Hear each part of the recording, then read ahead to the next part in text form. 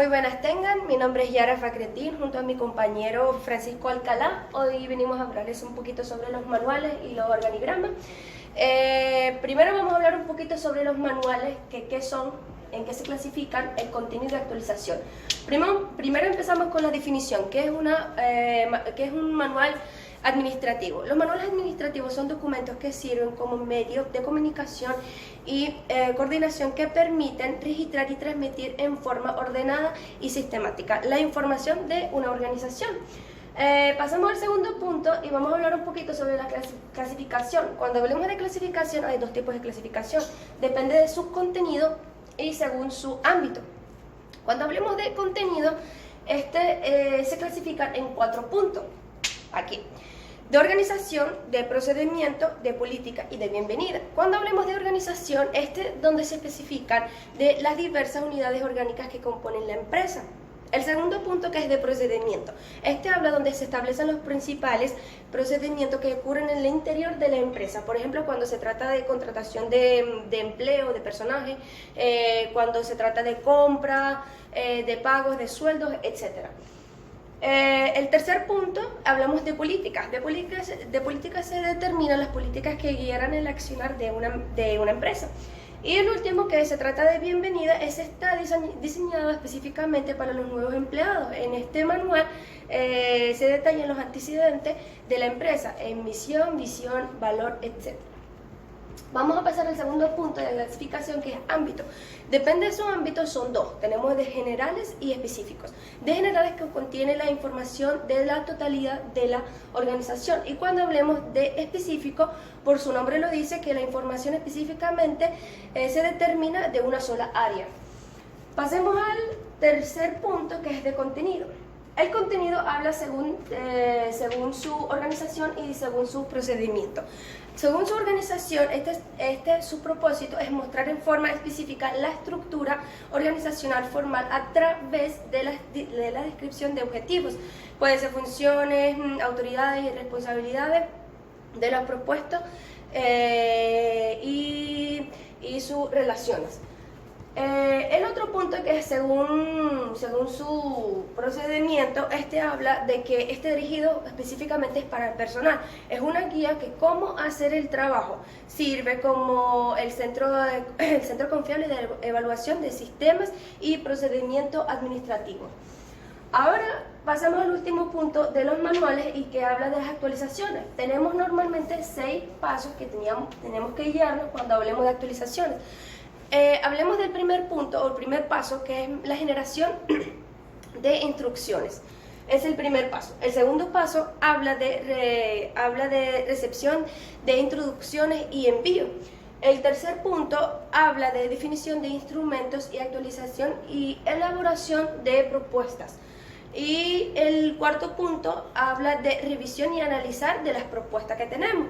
El quinto punto habla de cómo recepción y actualizar de propuestas.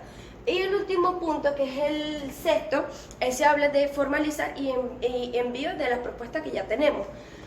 Ahora terminamos con los manuales. Pasamos al segundo punto, que son los organigramas. Vamos a hablar un poquito qué es un organigrama. El organigrama es una representación gráfica e informativa, pero también podemos utilizarla o conocerla, podemos usarla o servir para conocer los niveles de la jerarquía, relaciones entre los empleados o las estructuras de la empresa. La organigrama tiene sus tipos. Ahí están sus tipos según su tipo de información, según su organización, según su necesidad de la empresa y según su representación visual. Vamos a hablar un poquito de cada una. Cuando hablemos de según su tipo de información, hablemos de que hay 4 tipos. Organización informativa, analíticos, formales y informales. Cuando hablemos de según su organización, se especifica en 4 puntos: organigrama jerárquico, matricial y plano. Y cuando hablemos según su necesidad de la empresa, se trata también en 3 puntos: integral, general y funcional. Y por último, según sus representaciones visuales, habla de vertical, horizontal, circular y mixto. Ahorita pasamos al último punto de las clasificaciones de los organigramas, y tenemos microadministrativos, macroadministrativos y mesoadministrativos. Cuando hablemos de microadministrativos, eso corresponde a una sola organización y puede referirse a ella en forma global o a alguna de las áreas de las que conforman. El macroadministrativo, esta es un poquito más completa y esa involucra a más de una organización.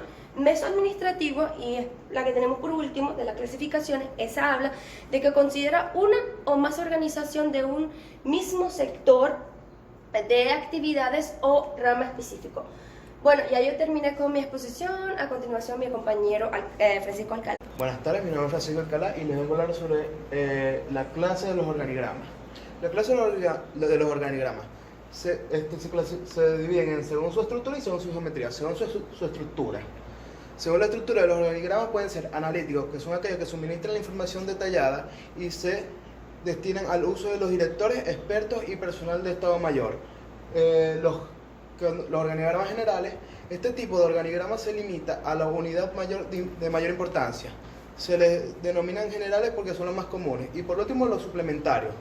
Se utilizan para mostrar una unidad de estructura en forma analítica o más detallada. Son un complemento de los analíticos. Y el otro sería según su geometría. Su geometría, o según la forma o disposición de la geometría de los organigramas, pueden ser verticales, que son el tipo clásico, que son aquellos que representan con toda facilidad una pirámide jerárquica, ya que las unidades se desplazan según su jerarquía de arriba hacia abajo en una manera gradual y en una graduación de la jerarquía descendente.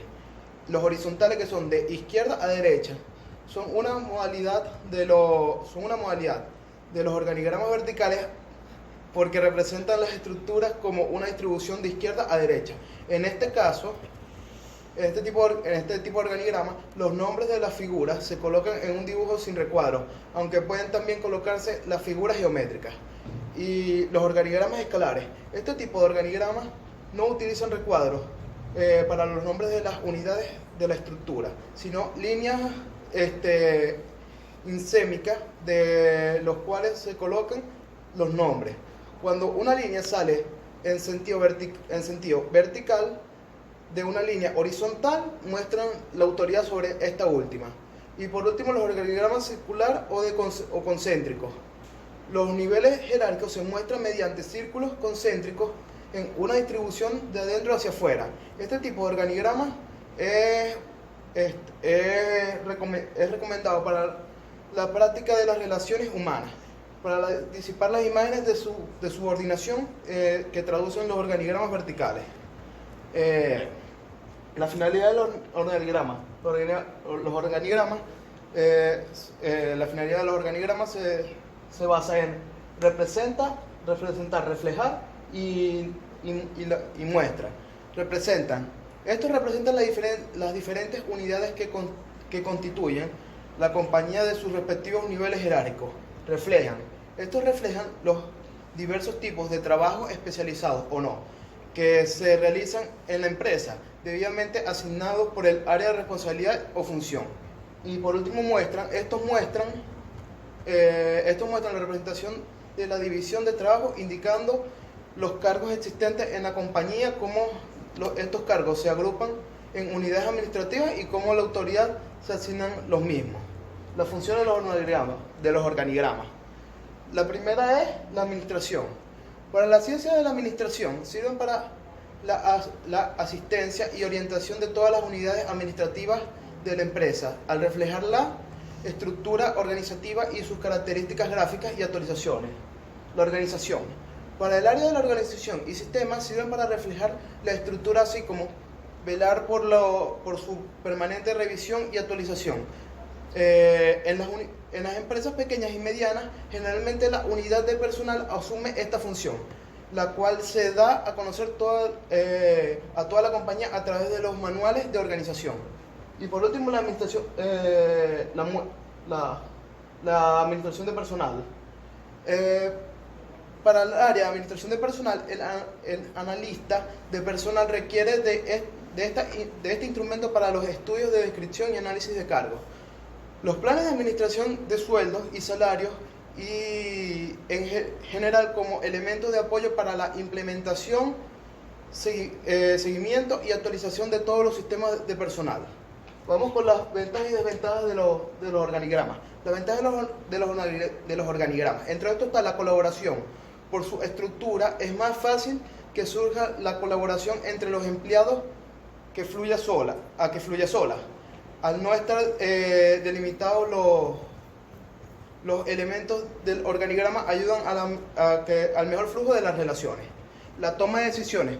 Los empleados están capacitados para tomar decisiones sin necesidad de esperar las órdenes de los superiores. La empresa motiva al trabajador a ser proactivo. Y la comunicación. Al contar con la estructura flexible, la comunicación fluye entre los diferentes empleados. Tienen mayor autonomía y libertad al no estar fijados a los mandos de poder y responsabilidades. Entre las desventajas de los organigramas están que los equipos de trabajo tienen mayores responsabilidades. La figura del líder tiene menos autoridad y visualidad dentro de los equipos de trabajo. También si un trabajo no sale como se esperaba, la falta de responsabilidad puede afectar a todo el equipo. También está en las pequeñas y medianas empresas, es sencillo que el modelo horizontal prospere. Pero en las grandes compañías se puede causar problemas a la hora de organizar las funciones y responsabilidades para cada profesional. Por último tenemos los símbolos y referencias de los organigramas. Tenemos que, cuando hablamos de organigramas, tenemos varios símbolos como son las líneas llenas, sin interrupciones. Son estas, de estos tipos, horizontales o verticales. Las líneas llenas son aquellas que indican la autoridad formal, relación de línea o mando, comunicación en la vía jerárquica. Las líneas horizontales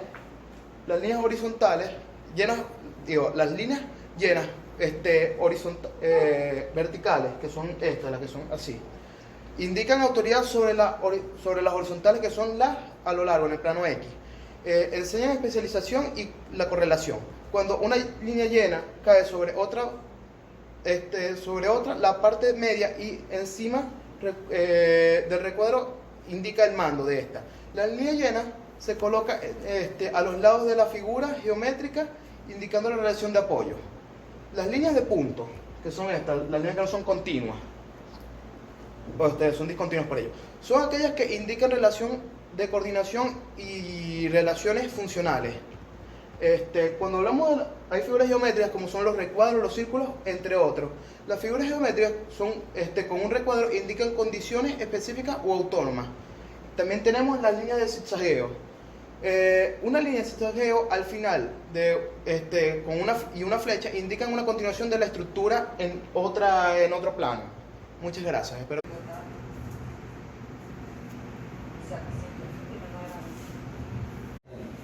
Y lo sacan los cambios. No, yo no quise.